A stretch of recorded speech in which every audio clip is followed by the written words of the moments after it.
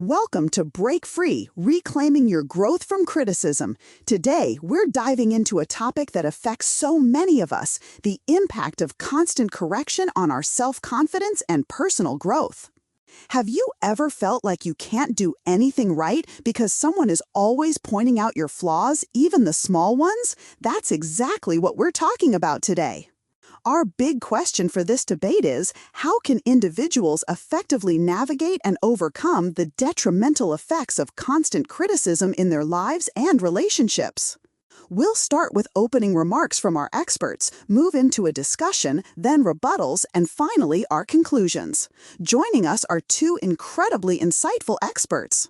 First, we have Eleanor, a psychologist specializing in self-esteem and personal development. Eleanor believes that constant correction deeply erodes our inner sense of worth. And joining her is Sophie, a relationship coach and communication expert. Sophie will explore how these patterns play out in our connections and what we can do about them. This topic is incredibly important, especially for young learners and students. Understanding this can help you build stronger self-confidence, make better decisions, and foster healthier relationships from an early age. So, let's get right into it. Eleanor, could you please kick us off with your opening remarks? Eleanor, you mentioned that constant correction deeply erodes our inner sense of worth. How does this connect to the idea that control is often masked as concern? That's a crucial point, Layla.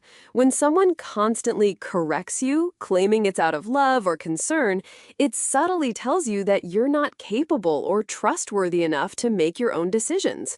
This leads to a profound loss of self-trust, increased anxiety, and a feeling of helplessness, because you start to believe you can't do anything right on your own.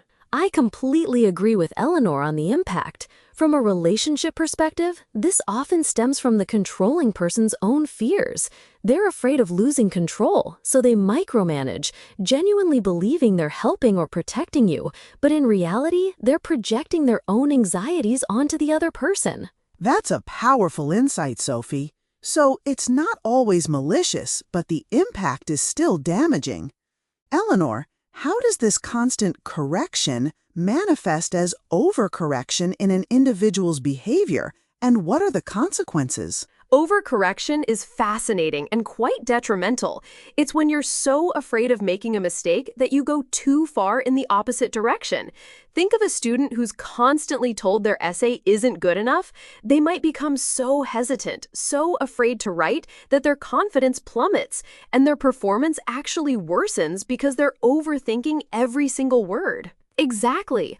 Or in a workplace, if a manager constantly nitpicks every detail, people stop speaking up. They suppress their ideas, their creativity, because they're afraid of being corrected again. That silence, that lack of initiative, is a direct result of overcorrection in action. That brings us to the idea of suppression. Sophie, how does this constant need to correct or control lead to individuals suppressing their true selves and their emotions? When you're in an environment where every move is scrutinized, you learn to hold back. You might suppress your natural reactions, your tears, your genuine smiles, even your anger, because you've been taught they're wrong or unacceptable. It stifles who you are at your core, preventing authentic expression. And psychologically, this suppression is incredibly damaging. It's like trying to hold a beach ball underwater. Eventually, it's going to pop up, or you're going to exhaust yourself trying to keep it down. It prevents genuine self-expression and ultimately personal growth. You can't truly grow if you're constantly hiding parts of yourself. So we're talking about a cycle here, where control leads to overcorrection, which leads to suppression. And often, these intentions are disguised. Eleanor, can you elaborate on how control is disguised as love or insults as advice?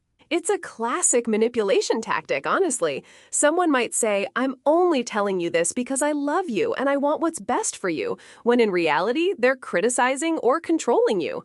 Or they'll offer advice that's really just a thinly veiled insult designed to undermine your confidence and keep you dependent. And in relationships, this is where boundaries become absolutely crucial. If someone is constantly giving advice that feels like an insult or caring that feels like control, you have to recognize that the intention isn't what they claim. True love gives space. It doesn't micromanage or diminish you. That's a really important distinction, Sophie. True love gives space. So, for our listeners, especially young people navigating these dynamics, what are some actionable strategies to identify these patterns and start reclaiming their freedom and self-trust? The first step is always awareness. Start noticing how you feel after these interactions. Do you feel empowered or do you feel diminished? Do you feel trusted or micromanaged? If it's the latter, that's a significant red flag that something isn't right. And then it's about setting boundaries. It can be as simple as saying, I appreciate your concern, but I need to figure this out myself. Or, I hear your advice, but I'm going to try it my way.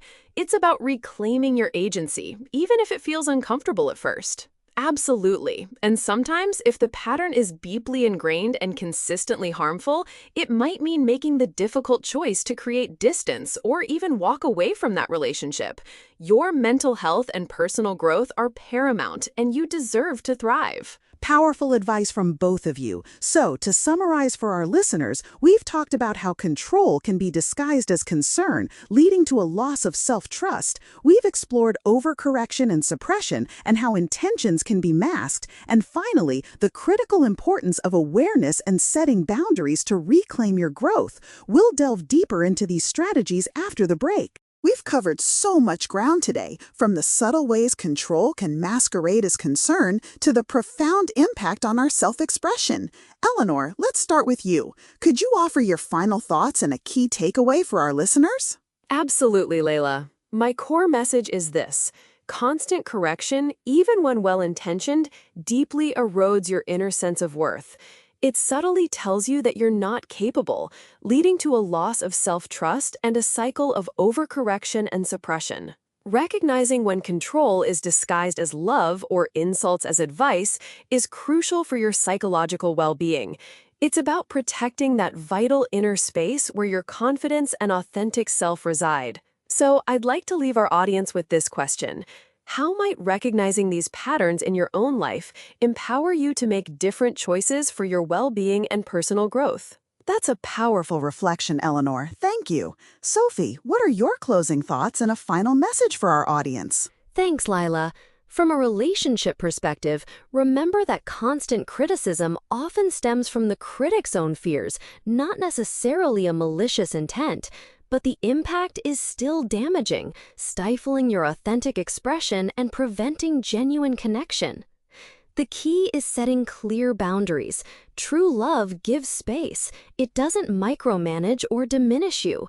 Reclaiming your agency, even with small steps, is vital for building relationships based on mutual respect and trust. My question for everyone listening is, consider a relationship where you feel stifled. What's one small boundary you could set this week to reclaim a bit of your space and agency? Excellent, actionable advice, Sophie. So, to bring it all together, we've heard how constant criticism, whether from a place of concern or control, can deeply impact our self-trust and personal growth. Eleanor highlighted the psychological erosion and the cycle of overcorrection and suppression, while Sophie emphasized the relationship dynamics, the underlying fears of the critic, and the vital role of boundaries. The shared concern is clear, the stifling of authentic self-expression and growth. We encourage all of you, especially our young learners, to reflect on these ideas. Ask yourselves those thoughtful questions Eleanor and Sophie posed, and consider how you can apply awareness and boundary setting in your own lives. This is a journey of self-discovery and empowerment. Thank you, Eleanor and Sophie, for this incredibly insightful discussion. And thank you, our listeners, for joining us on Break Free, Reclaiming Your Growth from Criticism.